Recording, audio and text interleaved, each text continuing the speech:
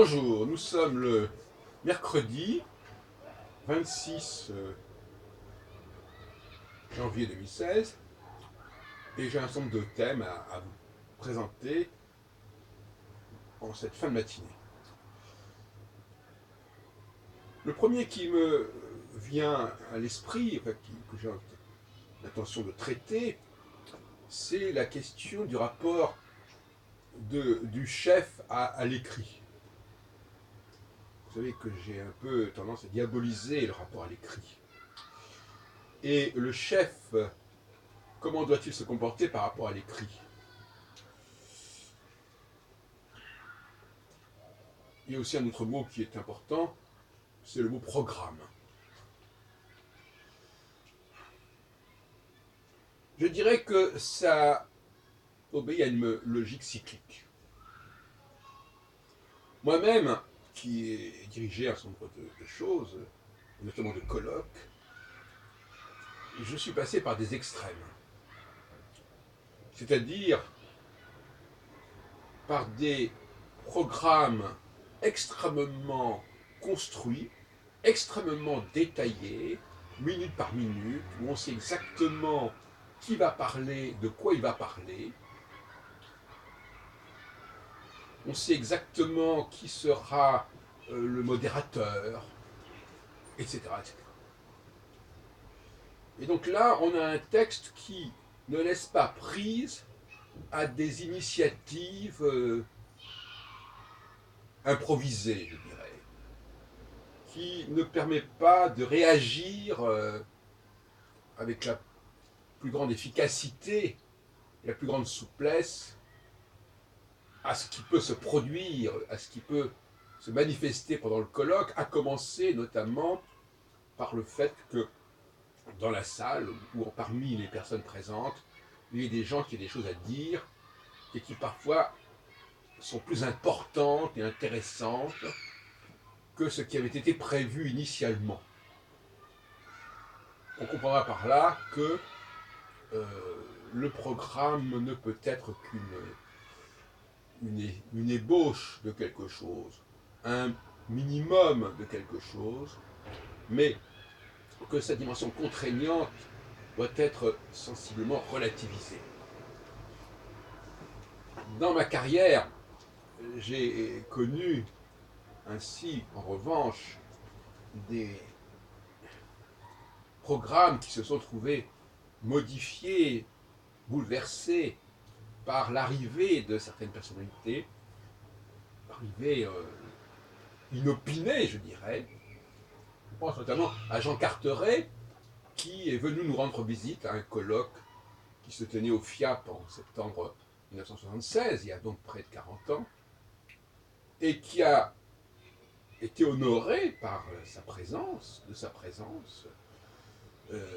qu'on a laissé parler, et pas simplement en lui donnant quelques miettes comme ça, comme on donne au public. Parce que le public qui n'est pas programmé, bien évidemment, c'est vraiment la dernière roue de la charrette, hein, la cinquième roue de la charrette. C'est ça le problème aussi. Euh, plus largement, donc il y a d'autres moments où j'ai proposé des programmes beaucoup plus flous. Et même à la limite, parfois, pas de programme du tout.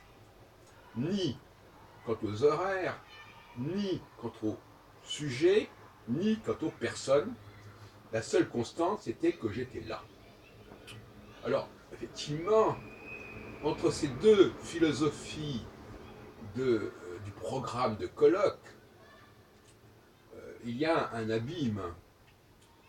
On pourrait prendre un autre exemple dans le domaine musical, qui m'est cher.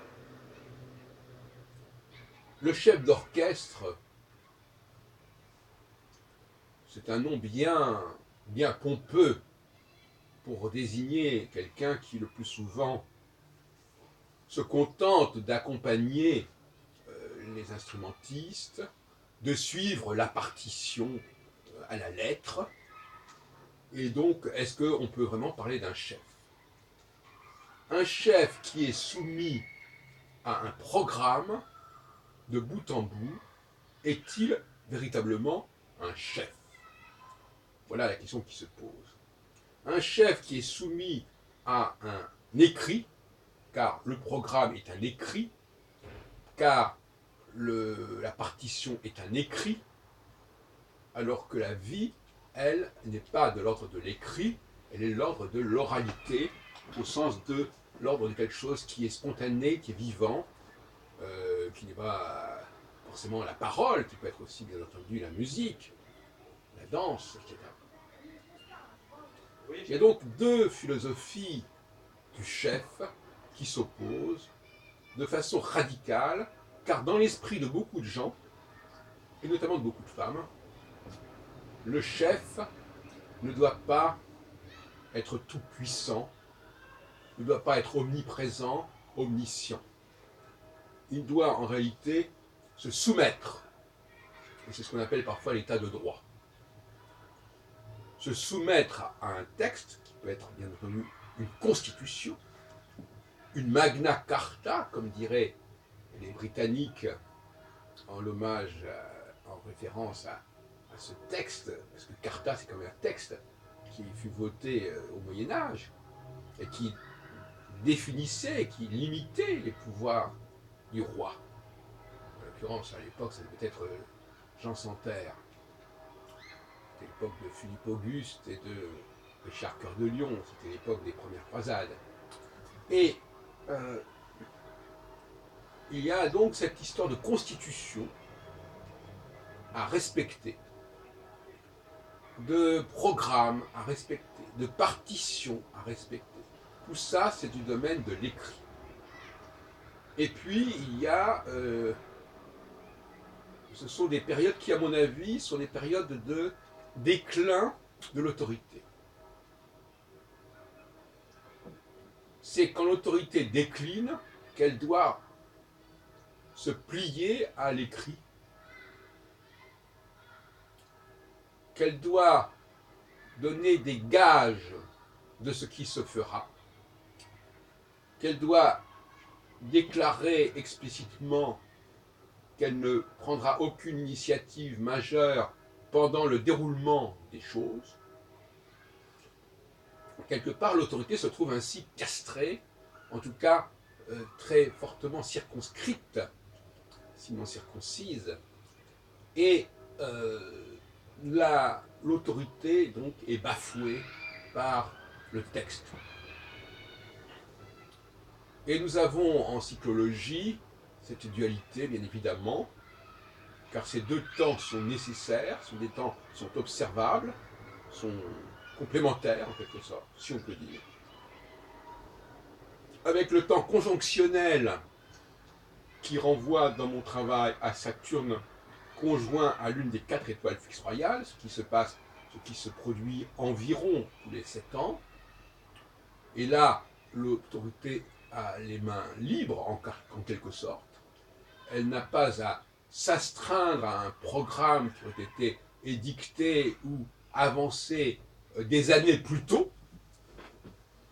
Vous savez, les gens qui disent « Ah, mais c'était pas dans le programme, ah, mais c'était... Voilà, le gouvernement ne respecte pas ses engagements, ses promesses, etc. etc. » Et de l'autre côté, lorsque cette conjonction se défait, se démantèle en quelque sorte, nous avons là la disjonction, et là, en effet, c'est le moment de ce que je viens de décrire, c'est-à-dire le poids des écrits, le poids des constitutions, le poids des lois, le poids des programmes, le poids des promesses qui doit régir impérativement, nous dit-on, le comportement des dirigeants, qui n'ont donc une liberté de manœuvre extrêmement réduite. Voilà de quoi il s'agit, en fait. Voilà la philosophie politique que je propose, et qui a ce double avantage d'être d'une part cohérente dans sa description phénoménologique de ces deux états qui ne sauraient s'exclure mutuellement, mais qui alternent nécessairement. Et deuxièmement, parce que cette cyclologie, elle est, par contre, elle, écrite, si on peut dire. C'est ça qui est le paradoxe, c'est qu'effectivement, le respect d'une certaine psychologie subconsciente, en quelque sorte, mais dont il faut prendre conscience, qui met en place justement ce système, qui n'en est pas véritablement un, parce qu'en réalité, il s'agit surtout d'une dégradation de l'autorité plutôt que de l'idée d'une complémentarité. Mais l'un dans l'autre, c'est un pis-aller qui arrive au même résultat. C'est-à-dire, effectivement, il y a bien deux régimes qui alternent, et Aristote avait bien décrit cette dualité chronologique, diachronique, dans son travail sur la politique, sur le politique, cité. Donc, effectivement, on a là quand même une contrainte. On a une contrainte cyclique qui fait que la liberté du chef, elle est elle-même quelque part conditionnée par une cyclologie. Mais c'est une liberté qui est ancrée sur une subconscience extrêmement ancienne, qui n'est même pas de l'ordre de l'écrit, qui est de l'ordre de l'ADN en quelque sorte, qui est de l'ordre de la conscience collective, qui est quelque chose d'extrêmement profond et ancien, et qui n'a rien à voir avec les écrits surconscients, comme dans mon langage, qui viennent comme cela, qui émergent comme cela à court terme dans les programmes électoraux, dans les promesses ponctuelles, etc.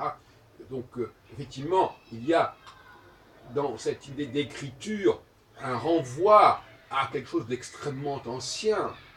Il y a aussi, évidemment, on pense aux tables de la loi dans le Pentateuque, les fameuses tables de la loi dont j'ai parlé par ailleurs, et qui sont censées être effectivement des tablettes, pour parler comme les Mésopotamiens, des tablettes d'argile, enfin des tablettes pour parler comme des Nabucodonosor, etc. Des documents qui sont inscrits dans le marbre en quelque sorte, si on peut dire, en tout cas qui sont bel et bien dans l'écriture, et la loi souvent est passée par les scribes, par l'écriture. C'est pour ça d'ailleurs que nous avons tellement de documents écrits, comme on dit, seuls les écrits restent. Mais en réalité, c'est faux. Seuls les écrits restent en effet, mais ces écrits ne sont pas l'expression entière, exhaustive de la vie réelle des choses. Il est certain que le chef doit être, en quelque sorte, au mieux de sa forme, imprévisible. Imprévisible, non pas seulement pour ceux qu'il dirige, mais surtout pour ceux qui sont ses adversaires, pour le camp opposé. Je pense que par exemple, Napoléon Bonaparte était en partie imprévisible par rapport à ses ennemis, sur le champ de bataille notamment. Hein, on ne va pas indiquer exactement, point par point, ce qu'on va faire par avance. C'est dérisoire, c'est ridicule. Mais il y a d'autres moments où on est contraint, c'est un pis-aller, on est contraint effectivement de passer par ces fourches codines de l'écrit, du programme. Et moi-même, je me souviens effectivement qu'en 2004, dans ce grand congrès de novembre 2004, qui est en pleine disjonction, hein, on était dans un programme extrêmement précis, enfin en tout cas avec des commissions, avec des chefs présidents de commission, avec des membres, etc. À tel point d'ailleurs que récemment, j'ai eu des problèmes quand j'ai organisé un congrès en décembre dernier, parce que quelqu'un me disait mais vous m'avez écrit, vous m'avez mis là, moi je ne veux pas être là. Or, moi j'en avais rien à faire de l'écrit. J'ai joué un peu, surtout qu'on n'est pas dans une phase d'écriture. Donc j'ai eu tort de donner des détails dérisoires sur qui allait parler, sur quel sujet, alors que ce n'était pas du tout mon intention, bien évidemment, de, de, de, de, de préciser à ce point les paroles. Mais certains ont cru que ce programme tout à fait allusif, tout à fait d'ébauche, allait être contraignant. Non, en phase conjonctionnelle, les écrits ne sont pas contraignants.